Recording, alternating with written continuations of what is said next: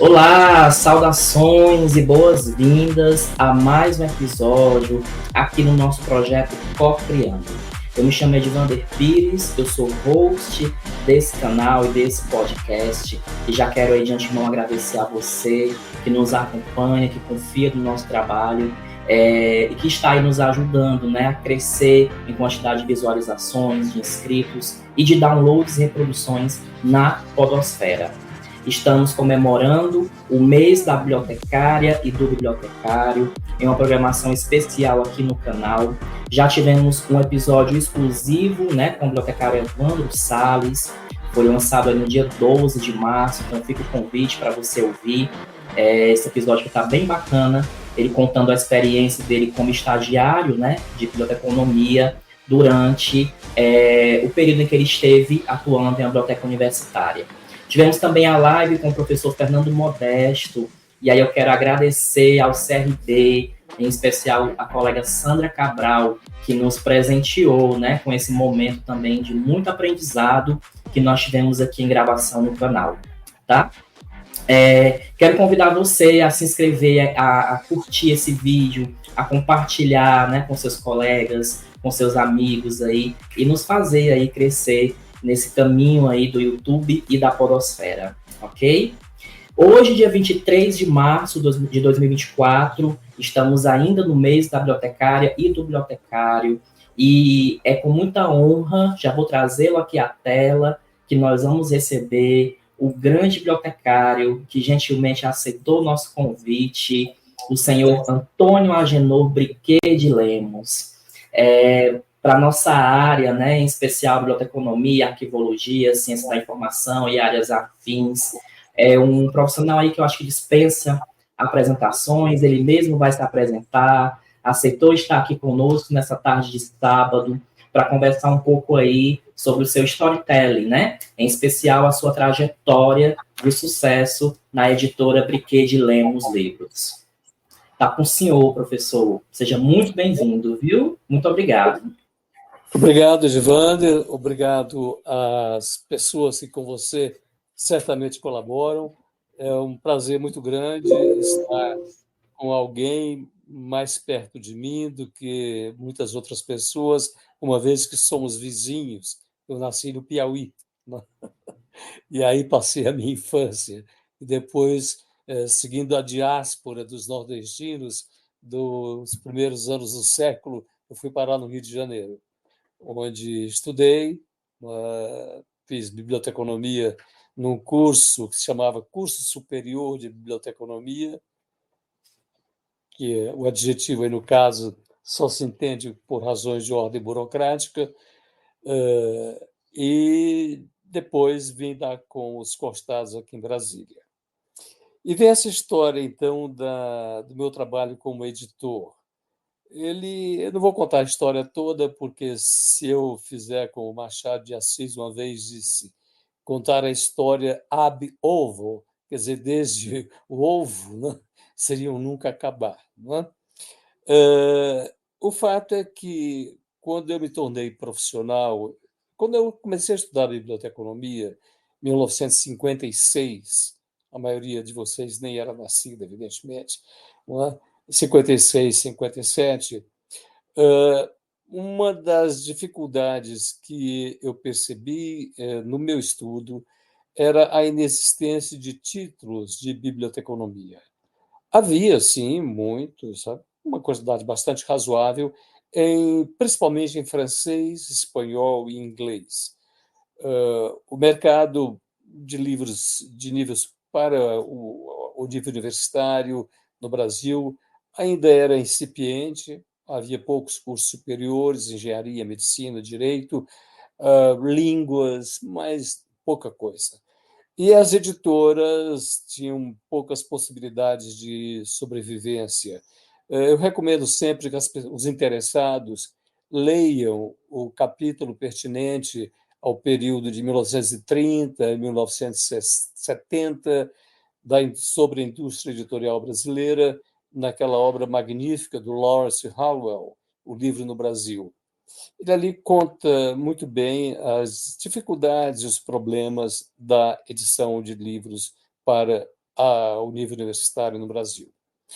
Então, o fato é que, como aluno de biblioteconomia, a gente tinha que estudar em livros em francês. Havia bastante. Nós, estudantes, em geral, tínhamos conhecimento razoável de francês, de espanhol e de inglês. A maioria dos estudantes de biblioteconomia na época era oriunda da classe média alta, de famílias que tinham uma preocupação muito grande em colocar seus filhos em cursos de línguas estrangeiras, além do que, no próprio segundo grau, curso secundário da época, fosse no científico, no clássico, desde o ginásio, na realidade, estudavam-se línguas, o francês, o inglês, o espanhol, além, evidentemente, durante todo o ginásio, o latim. Então, havia um certo conhecimento razoável. Mas, além disso, os professores pouco recomendavam de leitura. E eu tinha essa preocupação, mesmo depois de formar, já depois de formado lá no Rio, eu pensei numa época em fazer uma pequena editora. Eu fiquei tão entusiasmado quando a Unesco publicou um livro de um sociólogo francês chamado Robert Escarpy, chamado A Revolução do Livro, que eu disse, esse livro é muito importante, eu gostaria que ele existisse em português. Então, eu escrevi para a Unesco, com muita arrogância, pedindo a cessão dos direitos autorais. E, curiosamente, a Unesco, que não me conhecia, evidentemente, concedeu esses direitos. E eu tinha uma editora no papel só, chamada Editora Pérgamo, que era uma ficção, porque a editora se limitava a um papel impresso, porque eu sempre dizia, não, se pegar depois o registro e tudo mais. E a Unesco concedeu esse direito, evidentemente eu não pude fazer o livro. Inclusive, eu tinha um trabalho regular na época. Mas eu cito isso, título até de anedota, para mostrar como estava presente essa preocupação. Reconheço, é claro, que houve, antes de eu tentar iniciar esse projeto, algumas tentativas de editar livros de biblioteconomia.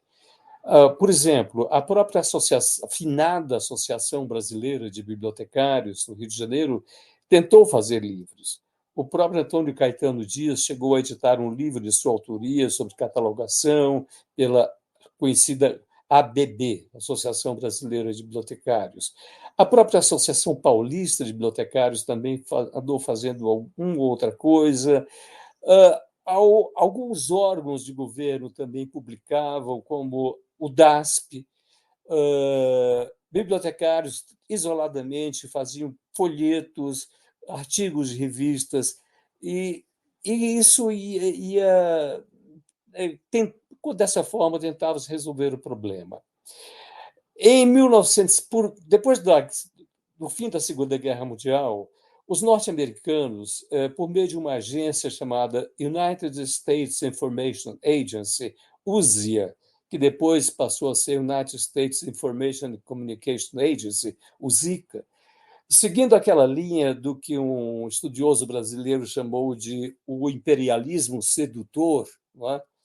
Depois da Segunda Guerra, então, os americanos, também da linha da antiga política de boa vizinhança, que a gente conheceu muito bem, graças à presença do Walt Disney e à presença nossa de artistas brasileiros nos filmes do Walt Disney, a começar por Carmen Miranda e Aurora Miranda, os americanos começaram a ampliar a sua presença no Brasil, na área cultural, subsidiando a edição de livros norte-americanos. Várias editoras importantes receberam esse tipo de subsídio e consistia basicamente no pagamento dos direitos autorais ao autor do livro e também o pagamento das traduções. E a editora brasileira acaba com os demais custos. Nessa época, se vocês observarem, editoras como o Fundo de Cultura, a Agir, e outras mais, fizeram livros de autores norte-americanos. Começam a surgir livros no campo da pedagogia, da educação, da matemática, da física, até da medicina, e muitos deles subsidiados dessa forma. E eu acredito que tenha sido nesse vácuo que surgiram, por exemplo, na livraria Fundo de Cultura, melhor dizendo, não na Fundo de Cultura, numa outra, que eu não me lembro agora, o livro da Margaret Mann, Catalogação e Classificação de Livros. A Fundo de Cultura edita o Bradford, mas o Bradford, o livro de documentação do Bradford, que era em inglês, e que certamente não tinha subsídio dessa agência norte-americana. Mas era, então, uma produção de livros, uma produção esporádica de livros. Muitas vezes dependia da iniciativa do próprio autor, como é o caso anterior, já ainda na década de 40, da Wanda Ferraz, que fez um livro que era muito conhecido na época, muito usado, teve mais de uma edição, chamado A Biblioteca, editado pela Freitas Bastos. Mas eu suponho, a mera suposição, a mera hipótese, que nesse caso nós temos um exemplo daquilo que se chama uma edição feita por uma editora de vaidades, expressão que corresponde ao inglês Vanity Press, aquelas editoras que fazem livros para atender aos interesses do autor, daí o uso da palavra vanity, vaidade, e em casos em que o autor paga toda a edição do livro. Se o livro vender, ótimo, ele tem algum retorno. Se não vender, o editor não tem prejuízo e ele arca com todo o prejuízo. Essa é uma praxe que ainda usual, né? Não estou fazendo crítica quanto ao mérito, apenas registrando que por meio dessa prática se editavam e se editam livros, e esse pode ter sido o caso desse antigo livro de biblioteconomia chamado A Biblioteca, da Wanda Ferraz. Eu já vinha com uma experiência, quer dizer, então eu me mudo para Brasília, em 1968, eu já tinha uma experiência prévia no campo da edição de livros, não editando livros, mas trabalhando como revisor. Eu tinha o registro, ainda tenho, de jornalista profissional, porque quando eu comecei a trabalhar no Jornal do Brasil como revisor, eu fui obrigado a fazer o registro no Ministério do Trabalho como jornalista. Na época não se exigia o diploma de uma escola de comunicação, bastava que você trabalhasse numa empresa de comunicação e a empresa dizia que você era revisor, que era o meu caso, e o Ministério do Trabalho lhe dava o registro e você, então, passava a pagar ao sindicato, como hoje acontece com as chamadas profissões regulamentadas. Então, eu tinha essa experiência prévia de revisor, fosse no Jornal do Brasil ou fosse para editoras comerciais do Rio de Janeiro, às quais eu recorria em busca de trabalho para reforçar um pouco o orçamento, que era bastante modesto, né? Então, eu tinha essa experiência de revisor e o próprio trabalho de revisor, junto a editoras, como a Editorial Vitória, para quem eu trabalhei durante algum tempo, para a Civilização Brasileira, do Enio Silveira, me permitiam ter o contato com todo o processo editorial, desde a lauda datilografada, o datiloscrito, como diria o Antônio Wise, até o livro impresso. E as marcações que eram feitas nos originais pelo diagramador, hoje o designer, não é? E toda a questão da terminologia, do estilo, dos processos junto às gráficas, etc., me deram como diria meu pai, um cabedal de conhecimentos que me permitiu, quando eu tomei a decisão de virar editor, algum tempo depois, chegar lá.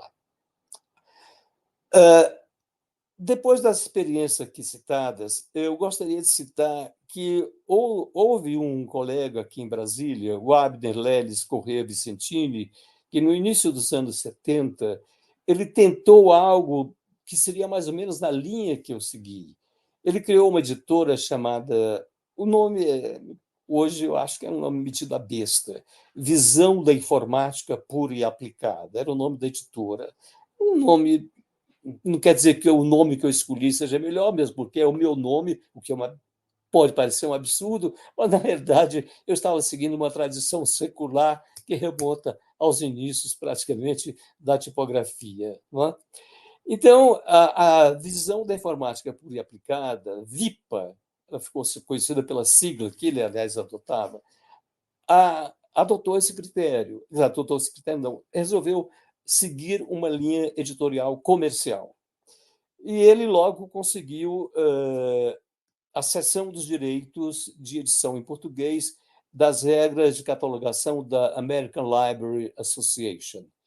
E com o padre Astério, que era nosso colega no departamento de biblioteconomia da Universidade de Brasília, e a colaboração até de alunos, ele traduziu esse livro e fez uma edição impressa aqui em Brasília, e parece que fez mais 2 ou 3 outros livros. Infelizmente, logo em seguida, ele morreu depois de um acidente de carro, e a VIPA funcionou apenas durante um breve período de tempo. Outras editoras tentaram, de vez em quando, lançar livros nessa área, como a Tesauros e tudo mais. Bem, nesse meio tempo, eu iniciei meu magistério aqui na universidade em 1968, como eu falei, dando o curso de Introdução à Biblioteconomia. Curso esse que havia sido introduzido pelo professor Edson Nery da Fonseca. E aí a deficiência era ainda maior, porque a população estudantil de biblioteconomia aqui em Brasília, em 1968, não tinha uma origem social semelhante àquela dos estudantes do Rio de Janeiro, que estudavam na Biblioteca Nacional. Brasília, o curso da Universidade de Brasília já é implantado num Brasil diferente, numa cidade diferente, numa cidade com um número muito grande de população que tinha vindo de outros estados, principalmente do Nordeste, Minas Gerais e Goiás. Na sua maioria, de uma origem social menos privilegiada em termos educacionais. Então, o conhecimento de línguas estrangeiras por parte dos estudantes era ainda mais precário do que aquele que poderia ter existido no Rio de Janeiro. Eu me lembro que eu me dava ao trabalho de traduzir artigos do inglês para o português, a fim de distribuir entre os alunos, para que o conhecimento deles melhorasse um pouco naquele campo que me interessava, que era o campo dos estudos, vamos dizer assim, mais filosóficos, eu não gosto da palavra, mas mais teóricos, melhor palavra, dos estudos mais teóricos da biblioteconomia. Traduzi um artigo do Jesse Shearer, sobre bibliotecas, que ele tinha publicado na International Encyclopedia of Social Sciences, traduzi um ou outro artigo saído em revistas, e sempre achando tudo muito estranho. Nesse meio tempo, o Edson, com quem compartilhava, aliás, ele compartilhava comigo também as suas preocupações devido à inexistência de livros na nossa área. Um parêntese, é ao Edson que se deve a iniciativa dessa edição brasileira do livro Documentação do Bradford. Foi ele que convenceu a editora Fundo de Cultura, no Rio de Janeiro. A Fundo de Cultura era um selo da editora Forense, uma editora muito forte na área do direito, que eu acho que existe até hoje. Então, o Edson sempre teve essa preocupação. O livro Documentação foi traduzido por uma grande amiga nossa, amiga comum, a Maria Emília de Mello e Cunha, que era documentalista do IBGE. E o Edson, então, na universidade, ele tenta, de alguma forma, impulsionar isso, junto a uma editora de São Paulo, que é a Polígono. E ele convence a Polígono a lançar um primeiro livro de biblioteconomia chamado Serviço de Informação em Bibliotecas, de um autor inglês, o Douglas Foskett. Então, eu me prontifiquei a traduzir o livro. O Edson me apresentou a editora Polígono, ela aceitou a sugestão e eu traduzi o livro, que se chama Serviço de Informação em Bibliotecas, certamente muitos conhecem. Ele foi editado, deixa eu ver aqui a data, em 1969.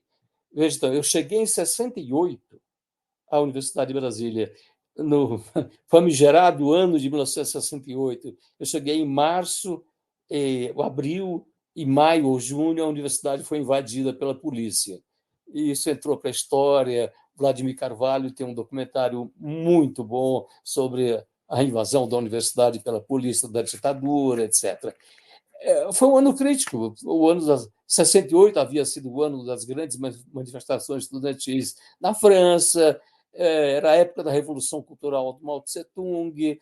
Olha, é uma época interessante. Pô, eu mal chego e eu traduzo esse livro, que é um livro muito bom até hoje, de um autor inglês muito importante, que é Douglas Foskett, que depois esteve no Brasil, ou tinha estado antes, não me lembro agora, participando dos cursos de mestrado do IBBD e IBICT.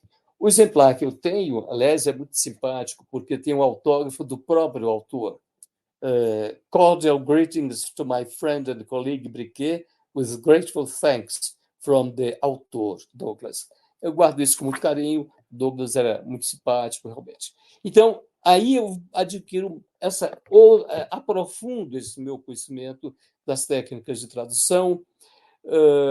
Fiquei muito triste, porque eu posso até traduzir mal do ponto de vista de estilo, mas do ponto de vista da semântica, eu sempre procurei ser muito fiel àquilo que os autores procuram expressar, recorrendo às melhores fontes de lexicográficas, etc. E no caso do livro do Foskett, como você sabe, a palavra em inglês journal não quer dizer jornal, quer dizer periódicos, geral, revistas. E sempre que aparecia no livro do Foskett a palavra journal, eu traduzi como periódicos. E o dono da editora lá em São Paulo, da Polígono, achou que o livro deveria ser submetido a uma revisão da tradução. E o tradutor fez uma revisão para pior. Sempre que eu tinha usado periódicos ou revistas, ele corrigiu para jornais. Enfim, mas o livro não perdeu por causa disso, porque esse era um detalhe. Em seguida, eu fiz para a mesma editora um outro livro chamado Índices de Indexação, do Collison, e um outro muito importante que eu acho que teve uma influência muito grande no ensino aqui no Brasil, de biblioteconomia, que foi um livro de autoria de um irmão do Foskett, o Anthony Foskett, chamado A Abordagem Temática da Informação. Esse é um livro mais volumoso, um livro de 400 e tantas páginas, no qual me defrontei com uma terminologia nova. Era a época em que estavam surgindo os computadores no campo da informação, e também serviu para não só para melhorar o meu conhecimento, mas principalmente para mudar na área da documentação o ensino das técnicas de armazenamento e recuperação de informação. Esse livro, se não me engano, ele teve 2 tiragens, uma Polígono parece que ficou feliz com isso. Então, no caso, esse foi um passo importante para começar a abrir o caminho. Infelizmente, por algum motivo, a editora Polígono não continuou nessa linha. É de se lamentar, porque em São Paulo haveria uma demanda não só de consumidores, mas haveria uma disponibilidade de tradutores e de autores, não é? Considerando o desenvolvimento das bibliotecas, da biblioteconomia em São Paulo. Então, nós chegamos a um ponto em que eu saí, quer dizer, me defrontava com essa situação.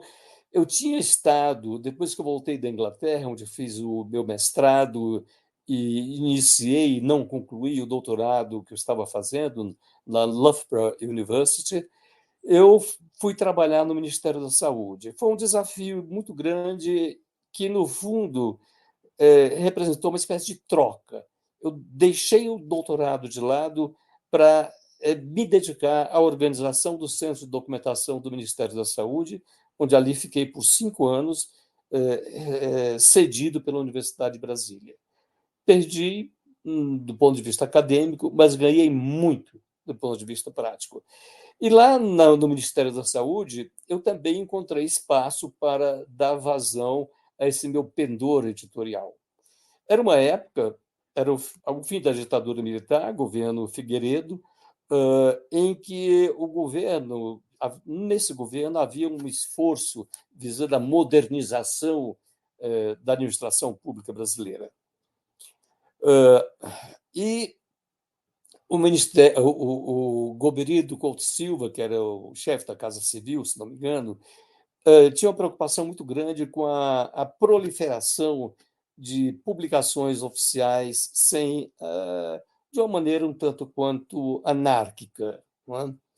E havia uma expressão sobre os ministérios para que cada ministério estabelecesse uma prática menos anárquica de edição. E lá no Ministério da Saúde, coube a mim, já que eu era o secretário de documentação do Ministério, a incumbência de estabelecer uma política editorial para o Ministério, fazendo uma racionalização das publicações de todos os órgãos do Ministério.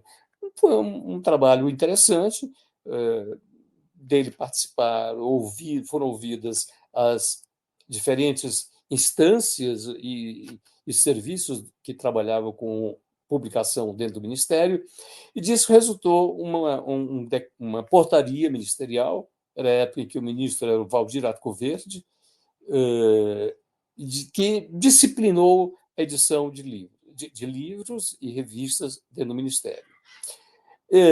Foi muito bom para mim, aprendi muito. Infelizmente, o trabalho não teve continuidade porque eu tive que voltar para a Universidade de Brasília, que a minha opção tinha sido pelo magistério, e também porque era uma época em que era praticamente impossível contratar funcionários. Mas há um trabalho do Ministério da Saúde, também restou, mas, entre outras, restaram algumas experiências interessantes. Eu cheguei a fazer uma revista no Ministério da Saúde chamada Saúde no Brasil. Saíram 4 números. Era uma revista muito interessante, seguindo mais ou menos o roteiro, o estilo de uma publicação da Organização Mundial da Saúde chamada Saúde do Mundo. O objetivo dessa revista era publicar artigos sobre temas científicos, mas escritos por cientistas, mas numa linguagem apropriada ao leitor comum. A revista era praticamente feita por 2 ou 3 pessoas, eu, uma diagramadora e mais uma datilógrafa, um datilógrafo, não me lembro bem, precariamente. Mas, enfim, ia se formando esse esforço. Por essa época também eu colaborava com a Associação de Bibliotecários do Distrito Federal, e lá a gente conseguiu fazer a Revista de Biblioteconomia de Brasília. Também me lembro de ter organizado uma reedição do livro do Rubens Borba de Moraes, chamado O Problema das Bibliotecas Brasileiras, etc, etc. Mas vamos botar um ponto final nisso aí, nessa história pregressa do indigitado. O fato é que, então, quando eu me aposento, em 1993 eu me aposento. Eu me aposento na condição de diretor da editora Universidade de Brasília, cargo em que eu fiquei mais ou menos de 2 a 3 anos. Foi também um enriquecimento muito grande essa minha função de diretor da editora da UNB, uma época de crise econômica, de dificuldade de diferentes tipos, mas onde eu tive a oportunidade de conhecer melhor todos os meandros, por exemplo, da indústria gráfica aqui em Brasília, que era uma coisa terrível. A tecnologia da produção do livro ainda era um pouco melhor do que a época da linotipo, da impressão tradicional, mas o produto final era muito feio, ruim, etc. Mas, enfim, o trabalho na editora da UNB me permitiu, inclusive, conhecer melhor a parte administrativa das relações entre autor e editor, entre editor e tradutor, os mecanismos de coedição, etc, etc. Enfim, em 93 eu me aposento. E a aposentadoria, que é algo com algo que é algo com que todos sonham, ela tem um lado negativo, principalmente para uma pessoa como eu, que era muito inquieta, que trabalhava assinando ponto, por assim dizer, desde os 15 anos de idade.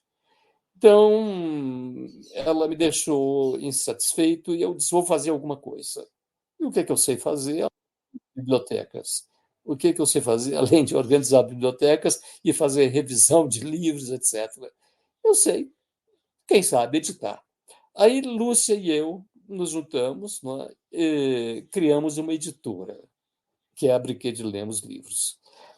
E o primeiro trabalho que surgiu foi identificar originais para publicar. É muito bom quando você resolve fazer, que é o meu sonho, uma editora dos autores mortos. Não é? Um dia ainda vou fazer a editora dos autores mortos.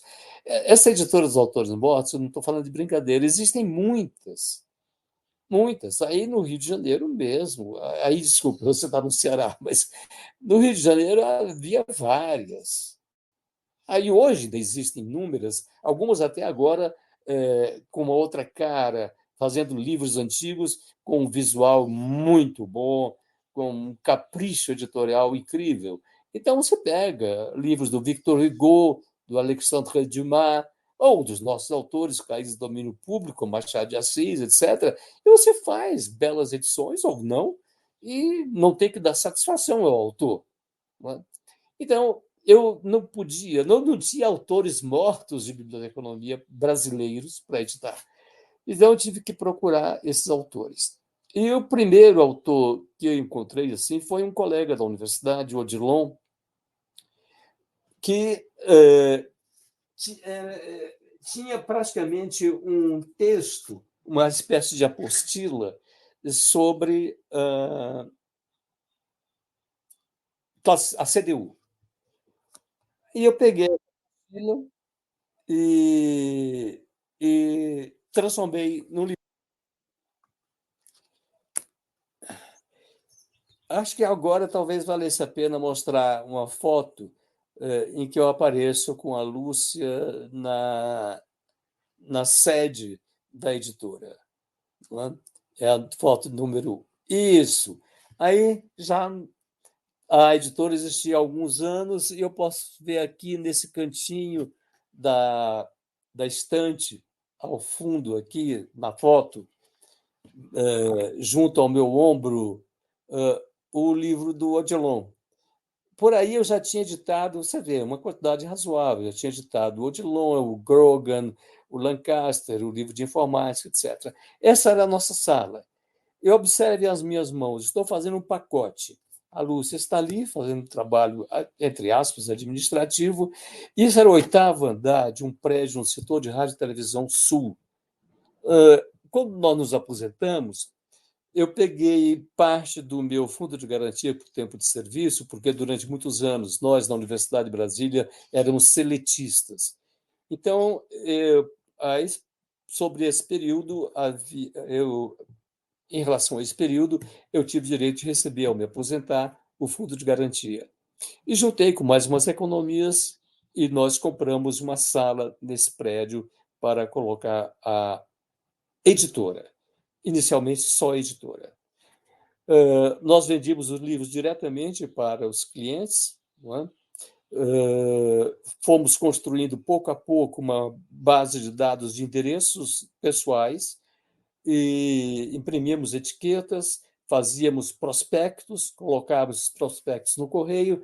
Eu me lembro que quando a editora parou de trabalhar, a gente já tinha uma base de endereços, talvez de não me lembro bem, mas eram mais de 5.000 endereços, o que era razoável, e nós então distribuíamos esses prospectos para vender os livros diretamente aos interessados. Era interessante. Agora, o índice de resposta desses prospectos era inferior a 5%. Passado algum tempo, um dia conversando com uma colega aqui de Brasília, que reclamava de que eu não anunciava os livros que editava, eu disse, mas eu mandei para você, porque eu sabia, eu tinha na memória até o lugar onde ela morava, eu disse, mandei para seu apartamento todo mês, toda vez que sai um livro, eu mando o prospecto. Nunca recebi. Aí depois ela se encontrou comigo e disse: eu fui ver, e o porteiro do prédio me informou que o síndico tinha dado para ele a ordem de não entregar em nenhum apartamento qualquer tipo de anúncio que chegasse pelo correio. Então, provavelmente o síndico não era o único síndico da paróquia que adotava essa prática. Ou seja, eu fazia prospectos, mandava pelo correio, eram prospectos interessantes, eu guardo até alguns exemplos até hoje, e a resposta era mínima. Mas então, voltando, eu tinha que conseguir autor, consegui o Odilon, e por essa época eu tive, logo no mesmo ano, eu acho, eu conheci, soube do lançamento do livro do Lancaster nos Estados Unidos, sobre indexação e resumos. Então, indexação e resumos. Aqui está. Eu tinha conhecido o Lancaster, fui a ele apresentado, mas só apresentação formal, social, na Biblioteca Nacional de Medicina, National Library of Medicine dos Estados Unidos, quando ali estive estagiando em 1967. E o Lancaster, não é assim que se pronuncia o nome em inglês, Lancaster, mas acho que aqui no Brasil só o conhecem como Lancaster. Se eu falar Lancaster, ninguém vai entender. O Lancaster tinha lançado esse livro e eu achei, puxa, quando eu tomei conhecimento da existência do livro já em 92, 93, eu escrevi para a editora, que era a editora da escola onde eu tinha ensinado nos Estados Unidos, na Universidade de Illinois, pedindo, externando o meu desejo de comprar os direitos. E, curiosamente, passados alguns dias, eu recebi pelo correio, não havia internet na época, é bom lembrar, uma resposta do próprio Lancaster, dizendo: olha, você está enganado, quem ainda tem os direitos autorais desse livro não é a universidade, sou eu é que negocio. Aí eu acho que ele se lembrou de mim, eu não sei porque, ele foi muito generoso, ele disse: sim, eu vendo os direitos para você, você me paga $2.000 de uma só vez e não precisa pagar direitos pela venda. Era um bom negócio, $2.000, fiz a remessa pelo Banco do Brasil e fiz o livro. Também a tradução deu muito trabalho, por causa, de novo, da inexistência de uma terminologia brasileira para novos conceitos na área da recuperação da informação, mas fizemos o possível e o resultado, me parece, foi satisfatório. E, enquanto isso, eu continuava à espera de autores brasileiros, e eles não apareciam. Um ou outro, chame-se, faça ressalva para Diva Andrade, o Valdomiro Vergueiro, a Maria Cristina Barbosa de Almeida, a Heloísa Belotto, inclusive porque nós ampliamos para a área da arquivologia também.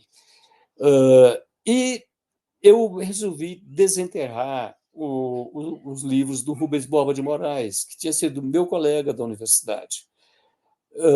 E sobre o primeiro deles haveria um grande interesse, eu tinha certeza disso. Então eu procurei o Dr. José Mindlin, de quem eu era amigo, vamos dizer amigo, pelo menos nós nos tratávamos como tal, e que ele tinha conhecimento sobre os direitos das obras do Rubens Borba. E ele me explicou que o Rubens Borba não tinha deixado herdeiros, mas que, do ponto de vista legal, havia um irmão do Rubens Borba que detinha esse direito. E ele me deu um endereço, eu entrei em contato com o irmão do Rubens Borba, e também, sim, claro, eu faço, assino um contrato, e me vendeu os direitos, não me lembro quanto agora, R$ 1.000, o equivalente a isso na época, e você faz o livro. E eu, então, fiz o Bibliófilo Aprendiz, preparei a edição, eu mesmo digitalizei o texto no computador, o Word. Aliás, na época não se usava, eu não usava o Word, usava algo muito melhor chamado Word Perfect, que eu nem sei se ainda existe. Então, o livro estava pronto. Aí, numa Bienal do Livro, lá em São Paulo, eu me encontrei com o Dr. Mindley, que disse: Briguet, como é que vai a edição do Bibliófilo? Está pronta. Eu quero lhe apresentar aqui uma pessoa, Marta Ribas, que está me procurando, que ela também quer fazer o Bibliófilo. E eu expliquei que você já estava fazendo. E como a Marta Ribas era muito simpática, uma moça que estava iniciando seu trabalho no campo da edição, e na presença do Dr. Mindley, que eu senti que também gostaria de que a Marta fosse atendida em sua pretensão, nós chegamos em comum acordo a fazer uma coedição com a editora que ela, Marta, e mais um colega, cujo nome não me lembro agora, estavam fazendo no Rio de Janeiro, a Casa da Palavra. E eu entreguei a eles o arquivo em Word, eles fizeram a diagramação, fizeram capa, lançaram, e eles tinham uma grande penetração na imprensa, era uma editora comercial, que não era de duas pessoas, como era a minha, e o fato é que o livro do Rubens, o Bibliófilo, a nova edição do Bibliófilo, foi badalada pela imprensa do Rio. Essa já é a segunda edição, a segunda não, a reimpressão da edição feita por mim pela Casa da Palavra. Essa capa eu acho horrorosa, eles não me ouviram, era um pessoal muito interessante, mas muito pouco aberto a conversações. Essa capa, em primeiro lugar, é uma capa de um sebo da Inglaterra ou dos Estados Unidos, que não tem nada a ver. Enfim. Mas o fato é que o livro foi feito. E todo mundo falava do Bibliófilo Aprendiz, feito pela Casa da Palavra. Na realidade, a casa foi uma coeditora. Ótimo, muito bom. O fato é que o livro fez sucesso, tanto que a Casa da Palavra fez 2 edições. Passados alguns anos, eu já aposentado, um dia uma editora portuguesa entrou em contato conosco, pedindo autorização para usar o texto que nós tínhamos preparado, e eles fizeram uma edição em Portugal do Bibliófilo Aprendiz, com uma capa muito mais de acordo com aquilo que, inclusive, o Rubens Boba certamente gostaria que o livro dele tivesse, uma capa sóbria, decente, num estilo bem clássico e bem bonita. Bem, então, aí, em contato com o Dr. Mindley, lá em São Paulo, a secretária dele, não, a curadora da biblioteca dele, a Cristina Antunes, me disse: Briquet, você sabe que o Rubens estava escrevendo uma autobiografia? Não sabia. O Rubens já tinha morrido. E ela, então, me mostrou uma pasta com os originais já datilografados de um livro que o Rubens Boba tinha escrito sobre ele mesmo, chamado Testemunho Ocular. Entrei em contato com o Mindley, porque a essa altura já todo o espólio bibliográfico, o Mindley também arquivístico, tinha passado para o que hoje é a Biblioteca Brasiliana Guita José Mindley. E o Mindley me disse: olha, porque você quer editar, pode editar, não tem problema nenhum. Então, por meio de cartas, de maneira informal, recebi essa autorização. A Cristina Antunes me entregou os originais. Eu não os trouxe para Brasília, eu os copiei em Xerox, numa papelaria lá perto da casa do Dr. Mindley, e trouxe. E aí fui montar o livro, que deu um trabalho razoável, mas bastante satisfatório, ao ponto de um dia uma pessoa, acho que de São Paulo, ter escrito um ensaio sobre técnica editorial baseado na edição que eu fiz do Testemunho Ocular. Além disso, houve um outro livro do Rubens Boba, Livros e Bibliotecas no Brasil Colonial. E esse livro foi feito pelo Rubens, não é? Ele tinha entregue a edição à Secretaria de Ciência e Cultura de São Paulo, na época até dirigida pelo Mindley, para que o livro fosse feito por eles lá, e uma editora particular, que não me lembro agora. E o Rubens teve uma frustração muito grande, é que o livro ficou muito mal feito, ao ponto de eles terem simplesmente omitido um anexo que o Rubens anunciava na apresentação, a revisão de problemática, etc. E o livro estava esgotado. Então, de novo, entrei em contato com o Dr. Mindler, ele disse, posso fazer uma reedição? Fiz. E fez a reedição do Livros e Biblioteca no Brasil Colonial, com muito carinho, com muito esforço, e o livro também foi bem aceito. Mas continuava em vazio essa questão do livro destinado mais ao estudante, ao professor, livro de natureza prática. E aí, de novo, eu fiz uma nova edição do Indexação e Resumos, porque ele tinha sido bem recebido, havia dinheiro disponível. Um detalhe, nós não fizemos edições subsidiadas com recursos públicos. Todas as nossas edições, a não ser uns casos finais que eu vou citar, e que não tem muito a ver com biblioteconomia, as nossas edições eram financiadas com o nosso capital, que não é o capital inicial, que é o nome da banda dos nossos filhos, capital que a gente tinha formado durante 30, 40 anos de trabalho, um dinheirinho aqui, um dinheirinho ali, e muito trabalho extra que eu pegava. Não é? Então, a gente não tinha dívidas. E isso nos permitia essa flexibilidade.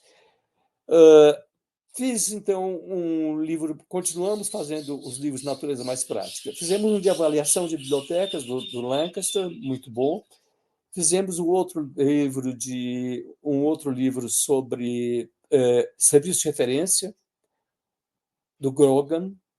Fizemos um livro chamado Contexto Dinâmico da Informação, sempre livros que juntavam algo de teórico com prático. O Contexto Dinâmico da Informação, aliás, tem uma história pessoal curiosa.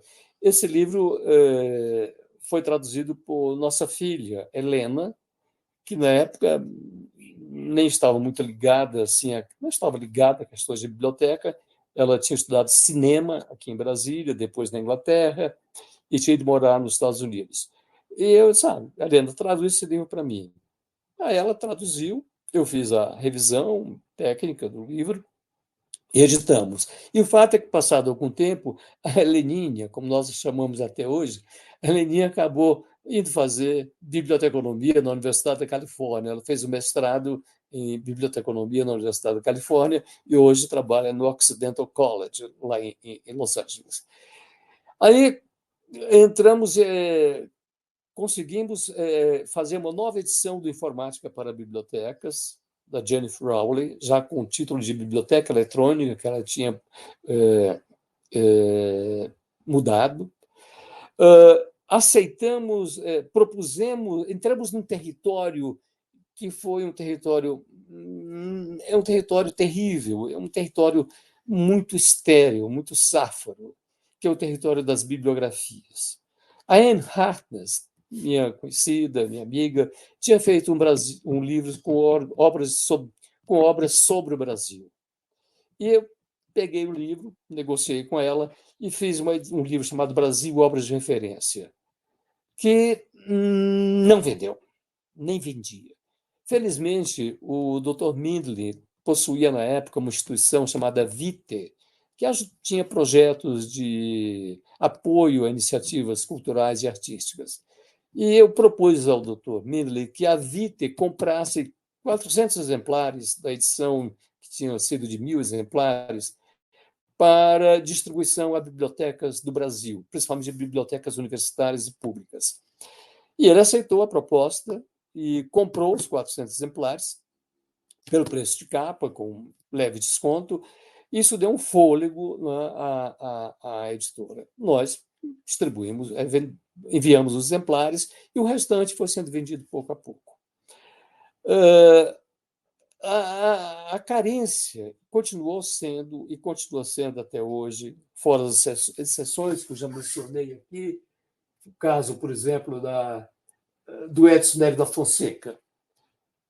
O Edson Nery tem essa introdução à biblioteconomia. Também é um autor sempre legível, sempre muito, muito, muito importante para o conhecimento da biblioteconomia no Brasil. Ele tinha feito um livro, uma primeira edição pela Pioneira, e eu conversei com ele, estava esgotado, e ele disse: tá bom, fizemos um contrato, e ele me permitiu fazer uma segunda edição com pequenas correções que eu sugeri e tal. A forma de comercialização, há outros que foram editados. Eu tive também sempre essa preocupação de buscar a edição de livros clássicos da biblioteconomia. O Ortega y Gasset, Missão do Bibliotecário. Todo mundo citava a Missão do Bibliotecário e ninguém tinha lido. Pior ainda, As Cinco Leis da Biblioteconomia do Ranganatha. Pior ainda do que o Ortega y Gasset, que bem ou mal circulavam edições piratas, Xerox, era um livro pequeno, etc. E o Ranganatha nem isso. Não é? Então, negociei com a fundação que representa os direitos do Ranganatha, comprei os direitos e o Tarcísio Zandonade, bibliotecário, meu ex-aluno, fez a tradução para o português, eu fiz uma revisão técnica também, e fizemos o Ranganatha. Então, já tínhamos feito um clássico, Missão do Bibliotecário, o Ranganatha, o Edson Nery da Fonseca, que dentro de nosso espectro será sempre um clássico para a biblioteconomia brasileira. E o que mais que a gente fez assim de interessante? O Murilo Bastos da Cunha, isso é importante, eu estava esquecendo o Murilo. O Murilo, que era. Aí está a estante de livros. Para quem gosta de metrias ou de métricas, aliás, eu editei, mas não, Lúcia e eu editamos durante esses 20 anos de editora 1 metro de livros. É o tamanho que vocês veem aí, o que é significativo. Foram 44 títulos. Não é? Alguns menores, outros maiores, uns de maior ou menor fôlego. Os que estão mais à esquerda, a partir de um volume que está deitado, estão aí só para puxar conversa depois com vocês. Eles não são propriamente livros editados por nós. Esse que está deitado, com o pé, a amostra, esse é um livro da Valéria Gauss. Esse aí, o livro da Valéria Gauss, que é uma bibliografia de obras raras brasileiras e portuguesas sobre o Brasil, feito quando ela estava na John Crare, eu esqueci o nome da biblioteca. Ai, céus.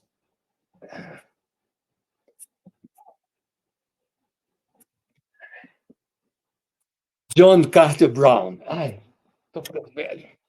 John Carter Brown Library. Esse outro aqui que está ao lado dele, com a lombada marrom, esse aí, é um livro que também eu não editei esse livro, mas eu fui responsável, em grande parte, por ele.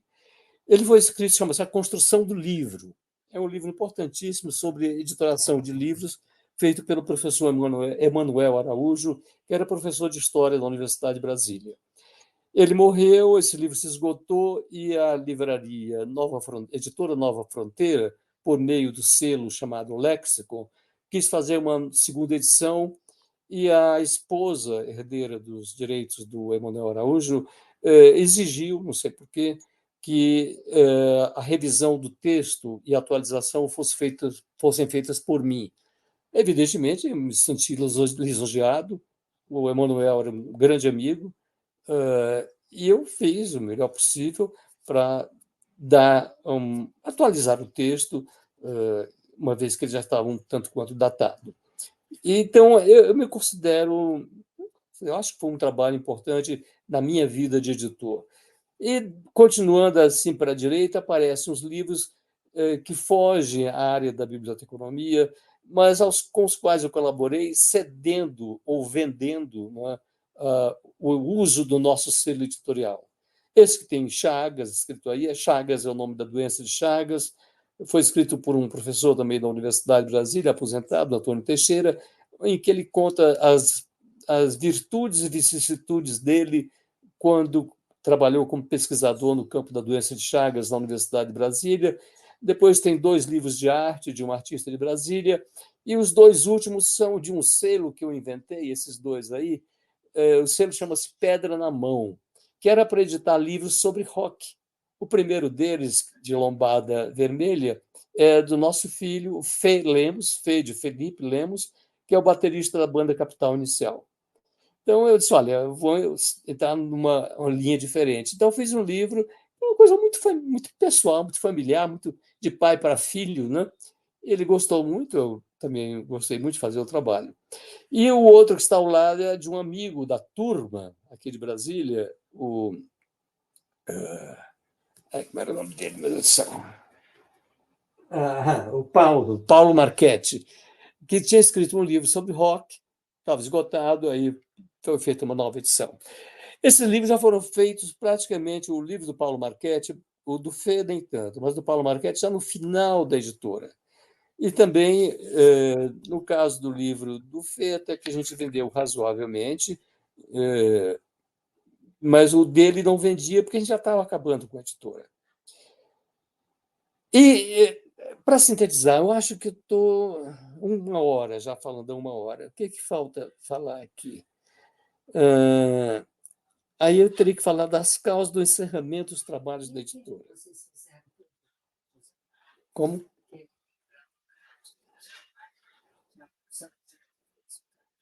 Eu vou chegar. Bem, aí gostaria de ressaltar um ponto importante. Nossa editora se pautava por uma linha comercial, ou seja, os livros precisavam vender para a gente ter um retorno do capital empatado e, com esse retorno, sobrar dinheiro para fazer novos livros. Fazíamos contratos de edição com os autores ou com as editoras estrangeiras, prestávamos conta regularmente, não é, desses valores, às vezes não tão regularmente quanto possível, mas, pelo menos, acho que a nenhum deles nós ficamos devendo, nem aos editores estrangeiros, nem aos autores brasileiros. E eu me esqueci de mencionar aí uma obra importante que nós fizemos. Nós buscamos autores de outras terras. Nós fizemos a Biblioteca Digital, com uma tradução do italiano, numa época em que a história das bibliotecas digitais ainda estava no início de debate. Um livro muito bom. Fizemos do francês um livro sobre o trabalho de referência na época digital, o livro do Accart. Fizemos um livrinho clássico que acabou no Brasil virando clássico, o do Le Quadic, sobre a ciência da informação, que é um original de uma coleção enciclopédica francesa muito conhecida, chamada Quessège. Nós também compramos direitos da Quessège, da Presse Universitaire de France, fizemos a tradução. Foi até uma indicação de uma bibliotecária, se não me engano, talvez ela não se considere bibliotecária, uma professora de comunicação, a Maria das Graças Targino, lá do Piauí. Então, nós buscávamos também recomendações de colegas. Olha, faça tal livro, a gente ia atrás, avaliava. Recebemos pouquíssimos originais de brasileiros. E muitas vezes os originais de brasileiros que nos eram ofertados eram teses ou dissertações. E eu brigava na tentativa de fazer com que os autores entendessem que livro é uma coisa, tese é outra.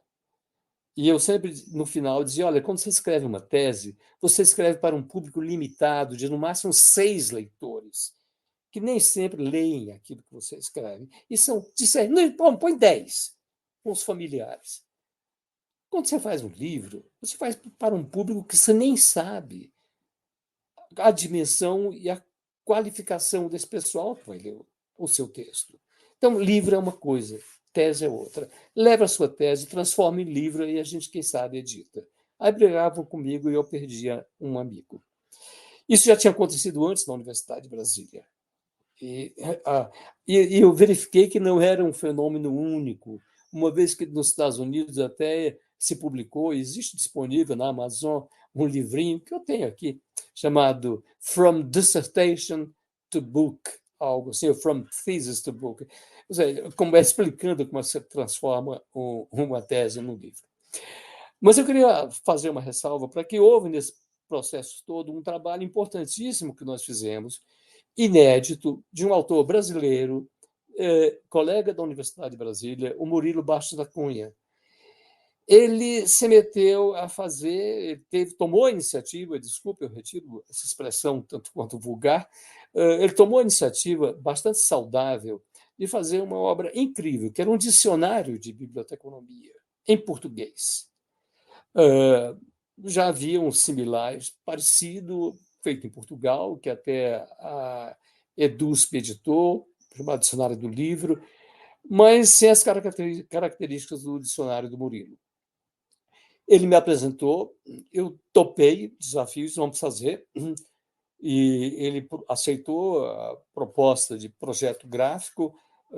A gente tentou encontrar um projeto, chegar a um projeto que garantisse a legibilidade do texto e que permitisse a venda por um preço acessível, um preço razoável. O dicionário foi muito bem recebido. Chegamos a fazer 2 reimpressões, se não me engano, se não me falha a memória. O Murilo ficou satisfeito. Depois ele continuou trabalhando, eu acho que ele continua trabalhando até hoje numa nova edição, mas aí os tempos tinham mudado também. Aí eu já estava sofrendo a concorrência de um fenômeno novo, o fenômeno da internet web, não é? Que teve 2 pontos marcantes. Em primeiro lugar, foi um espaço muito propício à proliferação dos bibliotecários samaritanos. Os bibliotecários samaritanos, que eu assim chamo, são aqueles que leem um livro, acham ele muito bom, gostariam imensamente que seus colegas também o lessem, e iam naquela época, às vezes aqui em Brasília, por exemplo, a uma repartição pública, às vezes até no local onde ele trabalhava, faziam uma cópia na copiadora da repartição. Essa cópia era escaneada, transformada em arquivo digital e colocada numa plataforma qualquer da internet de graça. Então, isso começou a oferecer uma concorrência muito séria para nós. Nós não podíamos fazer nada, não é?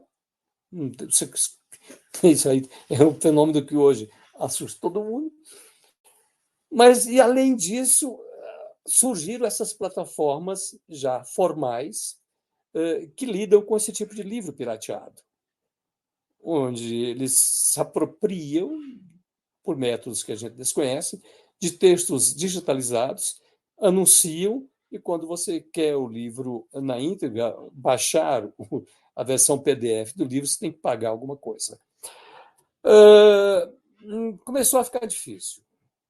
Ao mesmo tempo, surgiram concorrentes que trabalhavam com outro tipo de projeto comercial, por assim dizer. A própria Amazon entra no mercado oferecendo preços, às vezes, mais baratos que os preços oferecidos pelos próprios editores. Isso foi abalando pouco a pouco a editora, além do que a própria idade já me levava a discutir com Lúcia sobre a possibilidade. Passou. A gente cumpriu um papel, passou. Apesar disso, ainda continuamos editando alguns livros com o selo da editora, mas não mais em papel. Fizemos um livro chamado Ordenação de Livros em Bibliotecas para Cristina Ortega e fizemos um outro. E terminou. Mas não terminou. Porque aí eu disse, sim, mas há muita coisa que eu posso fazer. E resolvi realizar um dos sonhos, desde meu tempo de jovem bibliotecário, que era colocar à disposição do público brasileiro o famoso Traité de Documentation, do Paul Otlet, Tratado de Documentação. Já fazia algum tempo que eu vinha escrevendo para a Bélgica, lá para a fundação que cuida do Paul Otlet, para obter os direitos, para comprar os direitos de tradução. Eles não sabiam me dizer como comprar esses direitos. Não é? Era uma conversa meio escorregadia, parecia coisa de brasileiro e tal. Aí eu não sabia o que fazer. Mas eu esperei mais um pouco, e assim que chegamos ao 70º aniversário da morte dele, que é quando, aqui no Brasil, ocorre a caducidade dos direitos patrimoniais do autor, eu disse, agora eu posso fazer. Então, eu resolvi fazer uma edição em português do Tratado de Documentação. Mas eu lutava contra o tempo. Eu queria que ela saísse ainda no ano do Sesc Centenário do Poetler, que era 2018. E eu coloquei uma mensagem, então, no Facebook. Quem quer me ajudar a fazer a tradução do Tratado de Documentação? Vocês não acreditam? Foi um número imenso de pessoas que se prontificaram a aceitar esse desafio. Então, eu peguei o livro, tirei cópias dos capítulos, mais ou menos umas 20 páginas para cada candidato, mandei. Alguns fizeram em tempo rápido, outros não, outros esqueceram, mas eu cobrava, etc. Não paguei nada, era um trabalho pro bono, trabalho voluntário, assim como também nós não estávamos ganhando. E eles fizeram a tradução, eu fiz uma grande parte, não, desculpe o grande, eu fiz uma parte boa da tradução e preparamos o livro. É bom ressaltar que eu fiz isso por quê? Por causa de toda essa história de conhecimento do terreno da edição, mas porque eu já era habilidoso no manejo de programas de edição eletrônica, no caso, o InDesign. Então, eu posso, sozinho no meu computador, fazer o livro. A capa do Tratado de Documentação, fui eu que fiz a capa, eu não precisava de contratar um profissional. A revisão também foi feita por mim, pela Lúcia, aqui. Então, o livro, em pouco tempo, ficou pronto. E, uma vez pronto, é o que a gente fez. O livro está acabado. Eu não preciso mandar para a gráfica, pedir orçamento, fazer um estoque esse que muitas vezes só vai ser lido pelos cupins. Eu coloco na internet em formato digital. Então, terminado o livro, concluído, liberado pelo responsável, que no caso era eu, coloquei-o no Internet Archive, de graça. Em seguida, a Universidade de Brasília, um pouco enciumada, imagino eu, me pediu autorização para colocar o livro no repositório da UNB, o que foi uma honra muito grande para mim. Uma honra, mas, poxa vida. Aí, o pessoal da universidade recebeu o arquivo, mandei o arquivo PDF para eles, e hoje está disponível o Tratado de Documentação no repositório da UNB, onde ele tem tido um número significativo de visualizações e downloads, além do Internet Archive. Um dia, título anedótico, alguém me passa um e-mail perguntando: professor, qual é o seu endereço residencial? Eu dei o endereço, de que se trata? É uma surpresa que eu vou fazer ao senhor. Tá bom, fiquei sentado aqui esperando a surpresa. E um dia me chega um pacote pesado pelo correio. Eu abri, o que era? Era o Tratado de Documentação. Esse tijolo, né, em formato realmente impresso em papel. Então, um leitor incrível, uma pessoa que eu não conheço pessoalmente, dessa passagem, tomou a iniciativa de fazer, por conta própria, uma tiragem de 4 ou 5 exemplares para uso dele, mais um amigo, sei lá, e me mandou um exemplar de presente. Aquilo que eu não pude fazer, por uma série de razões, nem iria fazer, essa pessoa tomou a iniciativa e me presenteou com esse livro Tratado de Documentação, que eu guardo com muito carinho, né? E que mostra que a fronteira entre o digital e o papel é muitas vezes uma questão de simples decisão e de um pequeno investimento. Se está em digital, e eu não gosto do digital, eu adoro o cheiro do papel, da química do papel, que me seduz, que me faz viajar, da textura do papel, onde os meus dedos podem reconhecer as letras até pelo tato. Eu faço aquelas fantasias. Pego o arquivo digital, ponho no pendrive, vou na primeira gráfica digital da esquina e transformo aquele livro digital num livro em papel. Enfim, esses são algumas vamos dizer assim, das alegrias e tristezas do meu trabalho no campo da edição. Tristezas não foram muitas, houve algumas. Uma delas, há um livro da IFLA, que era muito citado, não é? Diretrizes para Bibliotecas Públicas. Eu disse, esse livro vai vender que nem pão quente. O Brasil não tem muitas bibliotecas públicas. O Brasil precisa de estímulo às bibliotecas públicas. E a IFLA, pelo menos entre os bibliotecários de São Paulo e do Rio de Janeiro, era muito respeitada. E se eu fizer as diretrizes da IFLA para bibliotecas públicas, eu vou vender muito bem. Comprei os direitos, não foram baratos. Se não me engano, foram US$ 4.000, um monte de dinheiro, pagos antecipadamente. Eu tive que não só traduzir, mas também atualizar, corrigir algumas bobagenzinhas, tal. Fez o livro. Alguém comprou? Quando a gente fechou a editora, eu tinha praticamente a tiragem toda, já não me lembro, 1.000 exemplares. Não sei se está indicado aqui. Não, aqui não está indicado. Foi em 2012. Não é isso. Eu doei esse livro para o Serviço Nacional de Bibliotecas, um órgão do Ministério da Cultura que cuidava de bibliotecas na época. O Christian Santos, se não me engano, colega bibliotecário aqui de Brasília, dirigia. E eu disse: você não quer isso para distribuir para as bibliotecas do Brasil? E doei para ele o estoque, que era praticamente o estoque integral, e ninguém comprou. Essa é uma das minhas tristezas. No caso do livro da Anne Harkness também. E eu tinha esquecido de um detalhe que remontava aos anos 50, 60.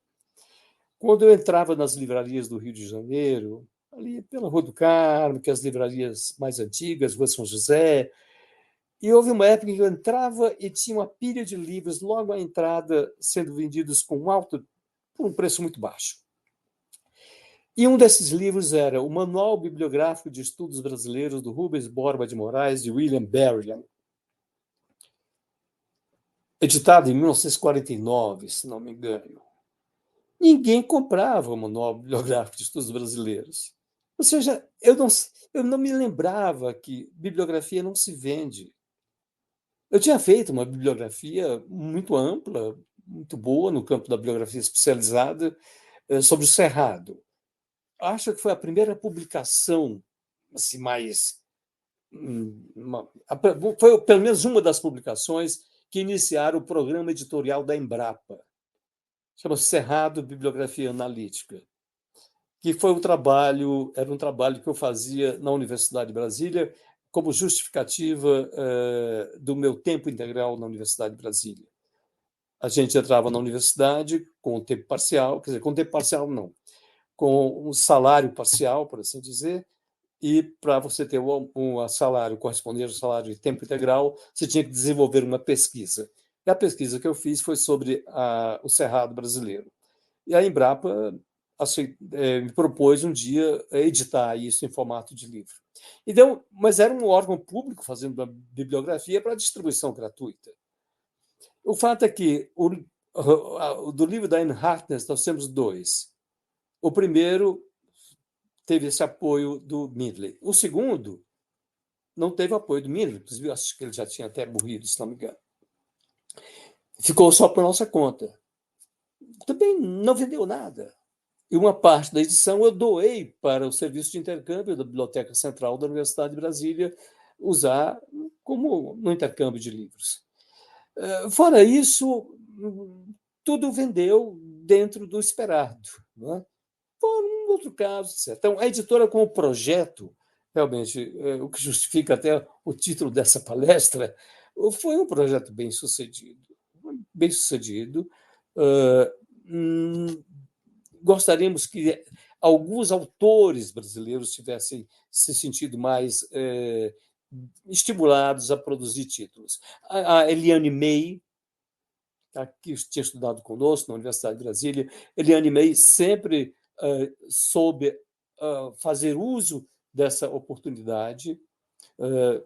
3 livros dela, acho que nós editamos, o próprio Murilo, do qual fizemos o dicionário, fizemos mais um outro livro sobre obras de referência, um manual de fontes de informação, mas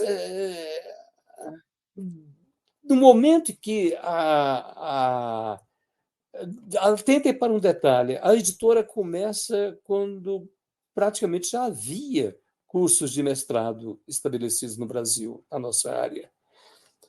Mas, infelizmente, os cursos de mestrado não contribuíram muito para a produção de textos, como antigamente a gente chamava textos didáticos, textos voltados para o preparo, que contribuíssem para o preparo de profissionais da área. Eram mais textos voltados para a discussão, às vezes, de um mesmo assunto, de maneira repetitiva, entre um grupo de acadêmicos, e a disciplina como ciência, não é? Ela crescia, ela tomou corpo, ela adquiriu expressão acadêmica. Enquanto isso, os textos para os profissionais, sei lá, pode ser que eu esteja enganado, perderam. E aí isso coincide, claro, com o advento da internet, a disponibilidade maior de acesso a informações pelo Google e quejandos, etc. Enfim, o que mais que eu poderia falar? Tem mais alguma coisa, Edvander? A gente pode fazer um passeio pelas imagens aqui, né? Sim, ótimo, ótimo, ótimo. Pode ser? Ótimo. Essa foi a primeira. Primeira, já falei. Essa é uma bela imagem. Essa é a nossa livraria. Quando a gente desce do 8º andar daquele prédio para uma loja no prédio contíguo que tinha sido construído há pouco tempo. Na verdade, a gente comprou essa livraria, essa loja, na planta. E duas arquitetas aqui de Brasília, jovens arquitetas, fizeram um projeto de aproveitamento do espaço muito simpático. Um marceneiro, um artesão marceneiro, que já tinha trabalhado aqui para nós, fez também as estantes, caprichamos no design, pusemos até um letreiro luminoso, coisa que passava, Braquet de Lemos, Livraria de Arte, era o nome dela. O vidro decorado de uma forma também muito moderna, por um artista aqui de Brasília. Ficou um local muito simpático, muito atraente, com um estoque muito bom de livros. Muito bom.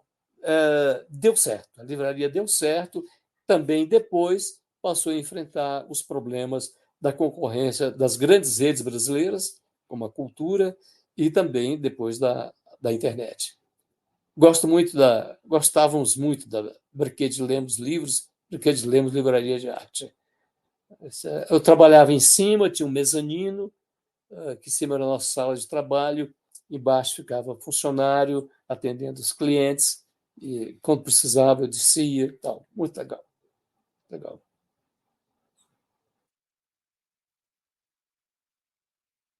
Aí já uma fotografia tomada durante o dia, e os cartazes aí, com esse número 30, quer dizer, era o desconto que nós estávamos oferecendo quando foi tomada a decisão de fechar a livraria. A fechada a livraria, o estoque que sobrou, a gente trouxe para casa aqui. Aí eu vendendo o livro, quando já no fim, deve ser 2015, eu tinha feito o livro que reunia uma coletânea dos artigos que eu tinha escrito durante a minha vida profissional, de bibliotecas e biblioteconomias. 500 exemplares, feitos em 2015, nós estamos em 2023, são 8 anos, ainda restam uns 10 exemplares para vender. 24 já, professor. 24, você vê. Eu não estou querendo que o tempo avance. Aí é uma fotografia recente, a Lúcia que tirou. Atrás aqui é uma máquina impressora, uma platina, que faz parte da minha tipografia de brinquedo. Tem uma história longa, onde eu cheguei a fazer livros para mim, como, por exemplo, esse aqui, coletânea de poesias de adolescente que eu fiz, né? Chamado Olhar do Silêncio, simpático. Né?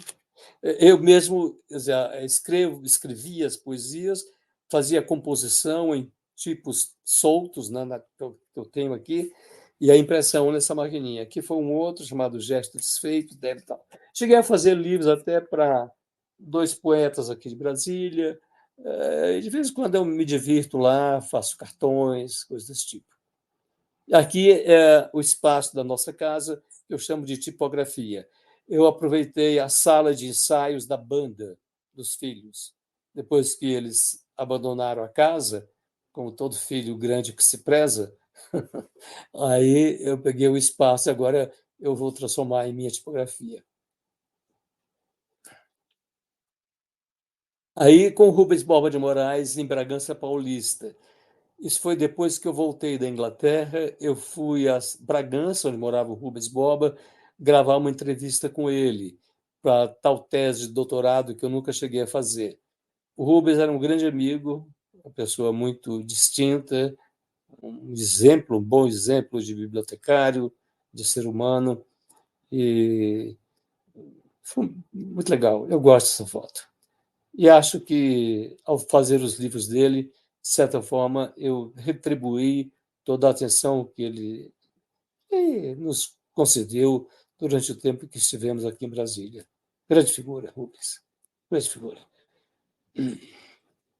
Eu acho que agora é a última, né? Essa foi uma foto tirada, se não me engano, não sei te dizer. Fico na dúvida se foi por um jornalista, o Lourenço Flores, que fez uma reportagem sobre o nosso trabalho lá na livraria, na época das feiras do livro aqui de Brasília.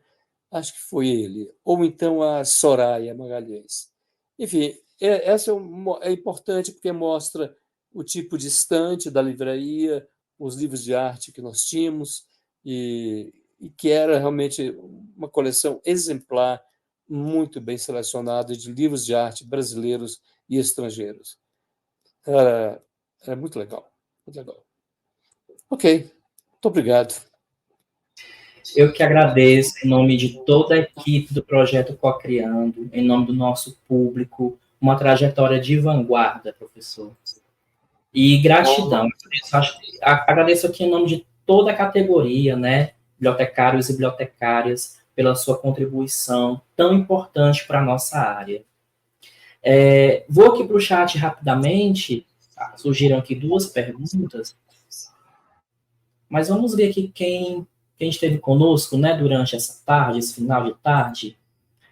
Sandra Cabral, gratidão pela parceria, Sandra. Sandra foi um presente que a gente ganhou nesse mês do bibliotecário, né, para um importante evento aí em realização, uma parceria com o CRB, né, da terceira região, aqui do Ceará e do Piauí. Colega Isaura também esteve aqui conosco. Ana Luísa Chaves, gratidão, Ana, bem-vinda.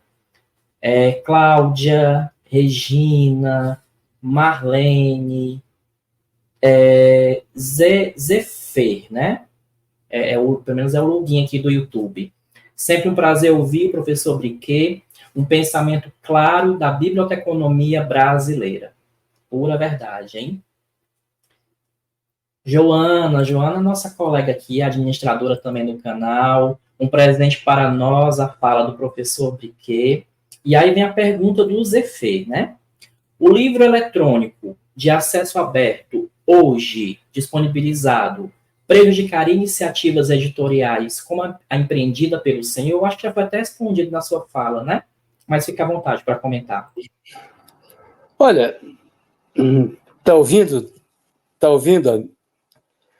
A pergunta é feita reiteradas vezes por todo mundo, que seja pelos leitores, seja pelos editores. Pelo que eu tenho acompanhado aí, tudo depende. Não existe uma resposta absoluta. Eu posso ter perfeitamente uma iniciativa editorial tradicional de livros digitais que dê sucesso, E como posso ter uma iniciativa editorial de livros digitais que vai fracassar? A qualidade é muito importante. Por outro lado, o que eu tenho acompanhado é o seguinte: hoje em dia, a gente vê a coexistência das duas possibilidades. Quando você entra na Amazon, por exemplo, ou não precisa ser na Amazon, você encontra a opção do livro impresso, papel, para comprar, e a opção para o Kindle. E você nem precisa ter o tablet do Kindle para ler. Você baixa no seu PC ou no seu celular e você pode ler. E isso tem forçado um pouco, não sei se eu estou falando algo com que todo mundo venha concordar, mas o livro eletrônico, de certa forma, tem pressionado a indústria editorial tradicional do livro em papel a buscar um novo jeito de fazer livro impresso. Um livro impresso, sei que muita gente vai discordar de mim, um livro impresso mais bonito, um livro impresso mais agradável de você ter. Porque não se pode esquecer o fato de que o sentido de posse é algo muito importante ainda neste ser humano que está sobrevivendo nesses últimos 2, 3 mil anos. Não é? Não sei daqui para frente. Essa coisa de eu quero ter, isso é meu, eu preciso ter, botar na estante, mostrar para os meus visitantes, para os meus filhos, etc. Você não pode esquecer, esse é um dado que existe. Não é? Então, agora, há um outro dado que também tem que ser levado em consideração. Há livros e livros. Quando eu falo desse tipo de livro que eu acabei de falar, hoje mesmo eu comprei um livro em papel. Qual foi o livro que eu comprei em papel? A Origem das Espécies, do Darwin, que está disponível na internet em dezenas de edições, desde a edição original, gratuitamente. Mas por que eu comprei? Em primeiro lugar, é uma editora nova, que eu não conhecia, a Ubu. É uma tradução integral, feita aqui no Brasil, por um professor da Universidade de São Paulo. Tem uma série de ensaios interessantes, tem um visual bonito, impresso em 2 cores, capa dura. Eu disse, eu quero ter esse livro.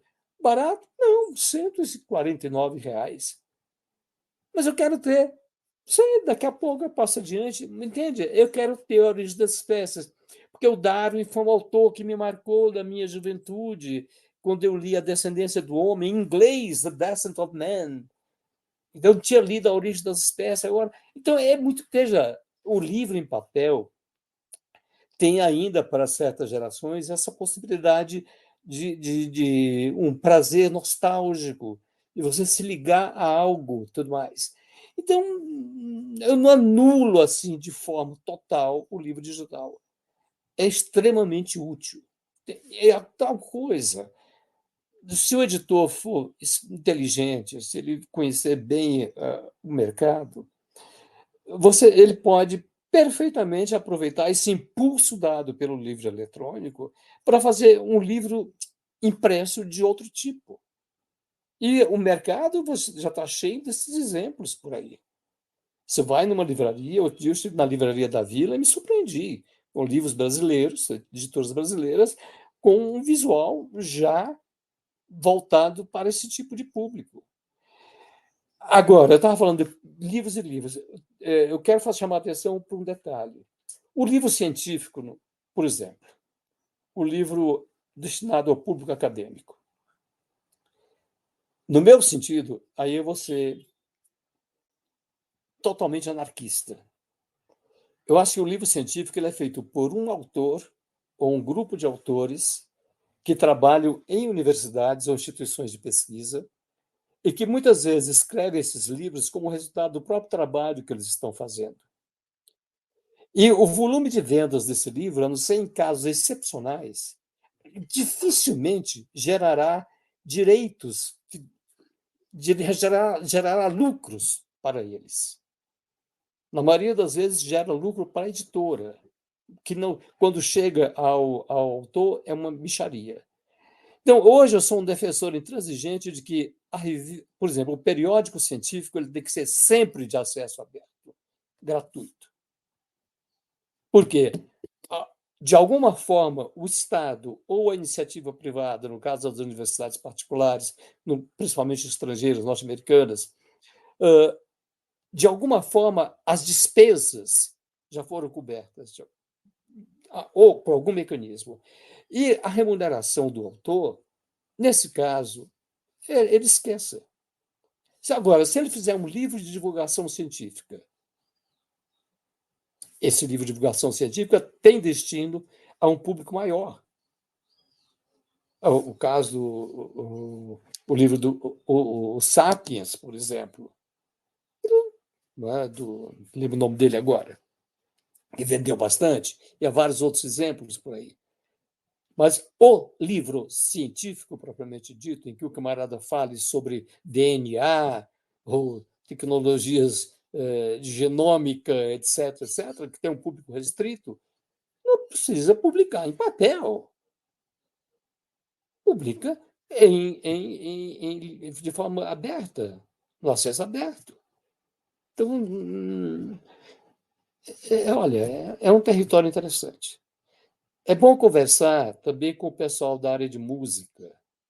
A área de música encontrou o seu caminho, que a área de música faz parte de um outro contexto.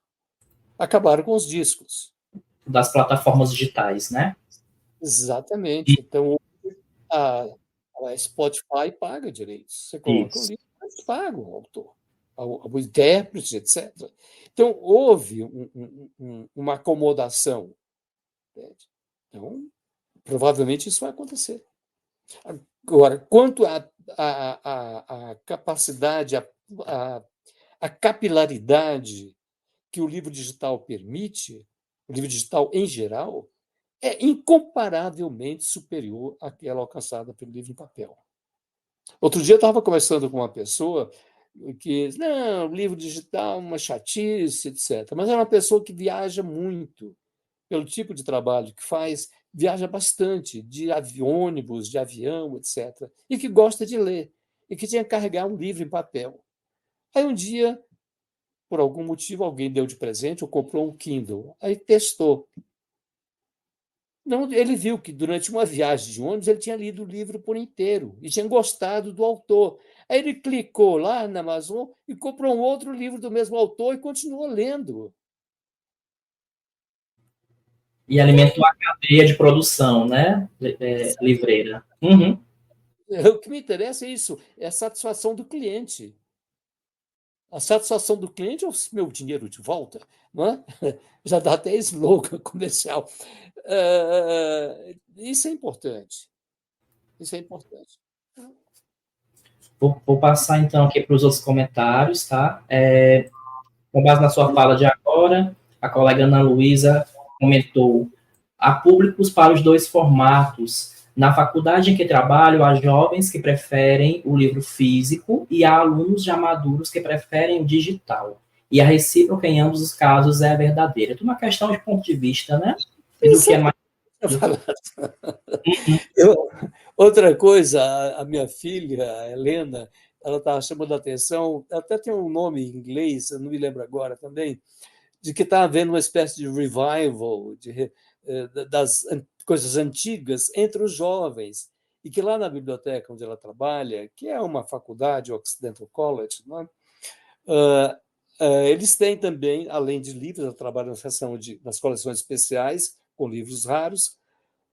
Eles adoram, os meninos adoram ver os livros, folhear os livros, manusear.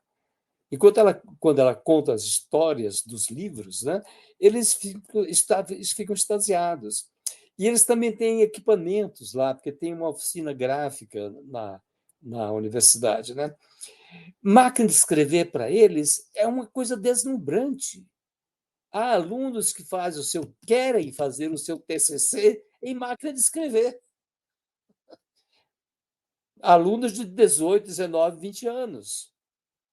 Então, dá para entender? E aqui em casa eu guardo 3 ou 4 máquinas de escrever do tempo do onça. Já na tipografia.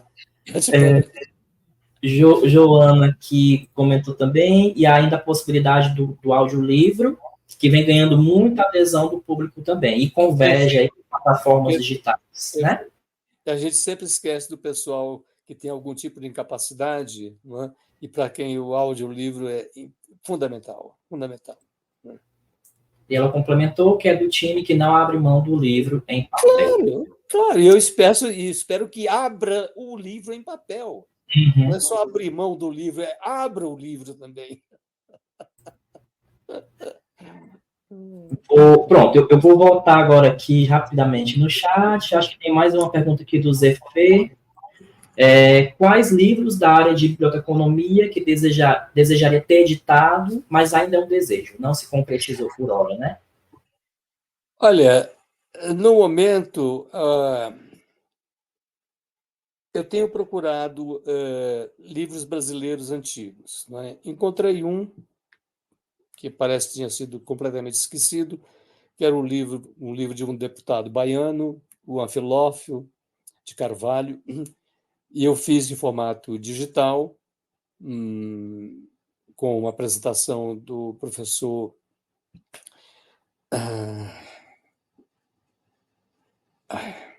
depois eu me lembro o nome. Eu tenho 86 anos, é bom lembrar. Né? E a semana que vem eu recebo 44 exemplares em formato de papel, impresso em papel, que eu mandei fazer para mandar para ele e para os amigos e para as bibliotecas, etc. Então, sempre que aparecer algum livro brasileiro que eu acho que merece ser editado, eu vou editar. E o último desafio, que é uma coisa desta semana, e que eu sempre pensei nele, eu estou pensando em fazer uma edição, é esse aqui, e que está um pouco na categoria do livro do Paul Klee, que é um livro cujo autor morreu em 1953, então já se passaram 70 anos da morte dele, ele caiu em domínio público. É o livro do Pierce Butler, uma introdução à biblioteconomia, An Introduction to Library Science, que é um livrinho que me foi muito útil quando eu vim lecionar na Universidade de Brasília. Eu abro aqui, encontro uma série de anotações feitas por mim, marcado aqui, foi útil, e do qual saiu uma tradução em 71, no Rio de Janeiro, pela editora Lidador, que não existe mais, e uma tradução que ela não é ruim. Eu comecei a antipatizar com essa edição brasileira de 71 pela forma como a tradutora traduziu o título, que em inglês é An Introduction to Library Science. Library Science, como nós sabemos, é biblioteconomia. E ela traduziu para uma introdução à ciência da biblioteconomia. Então ficou meio... Truncado, né? Truncou. Ainda mais que o Butler tem em ensaios posteriores até, ele se coloca muito contra esse cientificismo que vem sendo dado nas últimas décadas à biblioteconomia. Né? Então, eu estou pensando em fazer uma edição dele em formato digital, do Butler. Eu acho que ele é importante, vou ver se faço um ensaio introdutório para pôr em discussão uma série de questões que têm sido levantadas a respeito da biblioteconomia.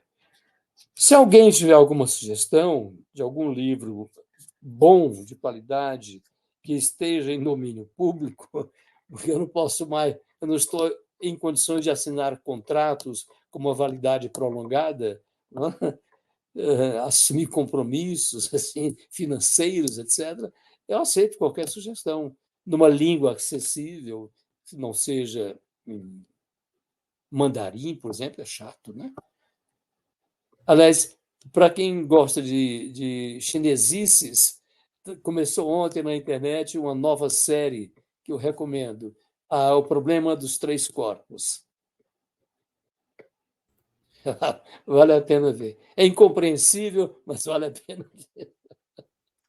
Estamos indo, meu povo, para quase 2 horas de transmissão. Acho que o professor já está cansado. Tem só mais alguns comentários, tá, gente? Eu vou ler só os que estão aqui. Agradecendo demais a interação de vocês, tá? Joana elogia sua livraria, né? Que linda livraria. Ana Luísa, muito interessante conhecer essa trajetória vitoriosa da Brinquedo de Lemos, amei. Zefê, novamente, A exigência, é uma pergunta, né? A exigência de produzir artigos em revistas quales, por pontuar mais que livros, é um fator de restrição na produção da área? Eu começo pondo em dúvida a necessidade da existência do Qualis. Eu achei sempre uma grande bobagem. Né? Achei sempre uma grande bobagem. Não tem sentido você começar a avaliar a produção científica da forma como se vem fazendo no Brasil. Em vários países já surgem movimentos contrários a esse excesso de quantificação e de avaliação quantitativa da capacidade acadêmica. Na França mesmo, faz 2 meses, o Conselho Nacional de Pesquisa Científica, o CNRS, de lá, soltou uma nota pública se posicionando contra esse tipo de avaliação do conhecimento científico, da produção científica. A gente sabe que isso abriu terreno para muita picaretagem, né? E, no meu sentido, nem deveria haver qualis. Tudo começou, as pessoas esquecem. Houve uma instituição privada norte-americana importantíssima, o ISI, Institute for Scientific Information.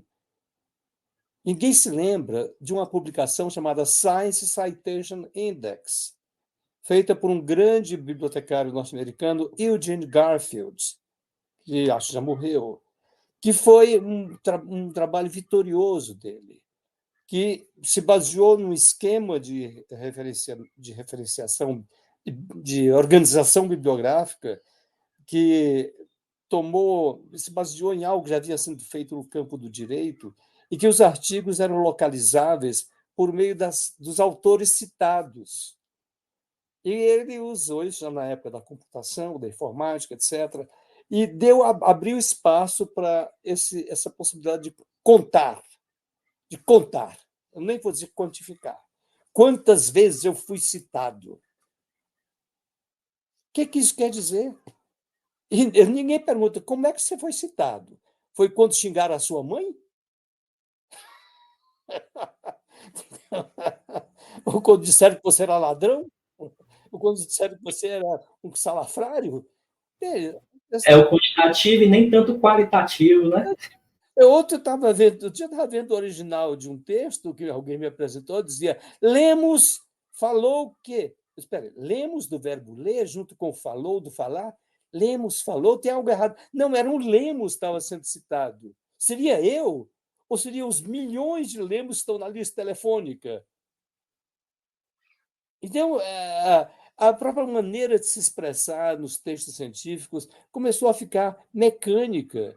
Eu acho que a gente está precisando de um pouco de inteligência artificial para melhorar a qualidade dos textos. Atenção, docentes de metodologia.